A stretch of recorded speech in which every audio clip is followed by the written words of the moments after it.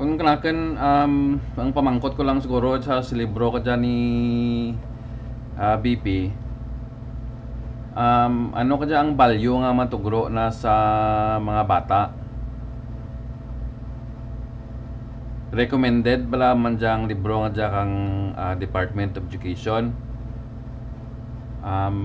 Kag andet nga gobyerno ang magasto.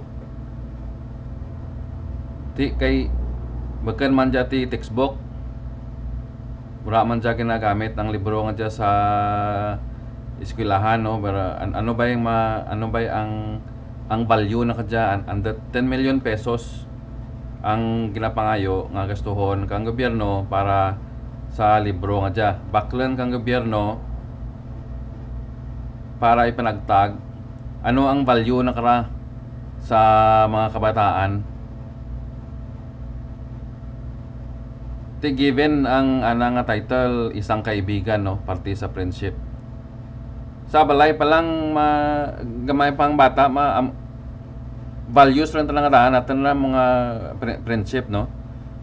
Ako wala ako pa malabasa ang amo nga libro, pero ginapamangkot ko gid kung ano ang value na kadya kag andet nga gobyerno ang mabayad kadya. Ti for example kung ako ang sulat man ka libro, pwede man ko ayan kapangayo kang budget alin sa gobyerno nga 10 million pesos para man nga i-distribute ko sa mga kabataan.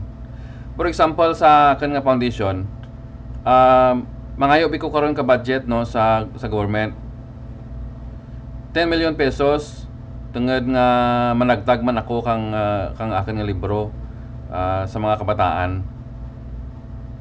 Fair balarian, sakto balarian. Tiyan mo ran pamangkot, no, ano ang espesyal sa mo nga libro kung nandat nga gobyerno ka dyan mabayad, no, ka 10 million pesos para ipanagtag sa mga kabataan.